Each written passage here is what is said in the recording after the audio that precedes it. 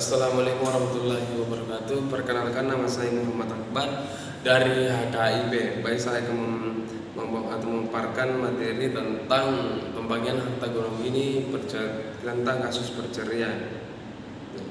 Harta gono gini adalah harta yang dimiliki atau dibawa atau dimiliki oleh seorang suami istri di dalam perkawinannya.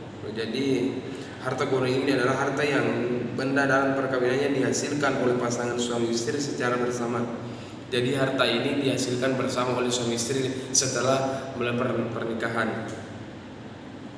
Perkawinan masih terang. Istilah gono gini ini merupakan sebuah istilah hukum yang populer di masyarakat.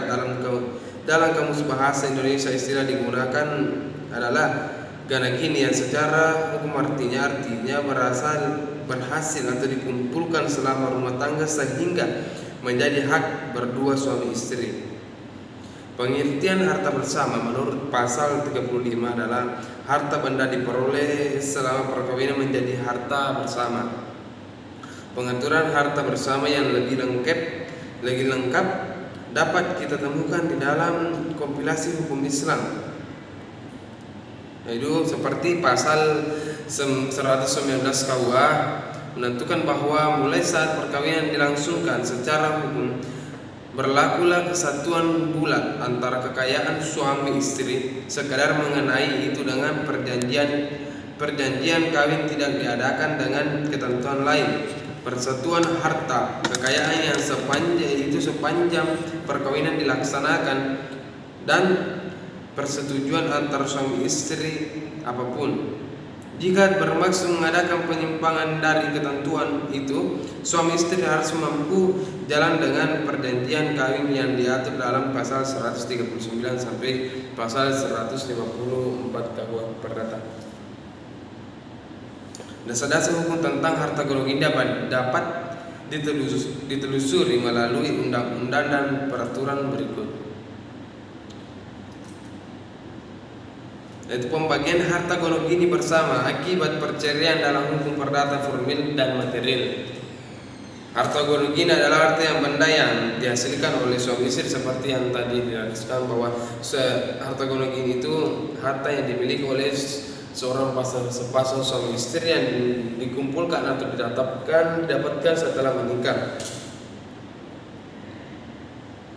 Sebelum bahas lebih jauh, pembagian harta gono gini sebaiknya kita mengenal dan memahami jenis harta dalam sebuah iklan perkawinan.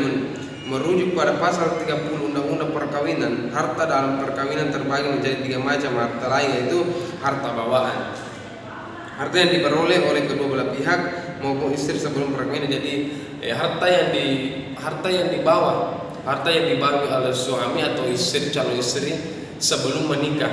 Jadi ini yang dibilang harta bawaan. Yang kedua itu harta masing-masing suami atau istri yang diperoleh melalui warisan atau hadiah dalam perkawinan. Hak terdapat harta benda sepenuhnya ada pada masing-masing suami atau istri. 3. Harta bersama atau gono gini. Harta gono gini ini dihasilkan oleh pasangan suami istri yang dihasilkan setelah menikah.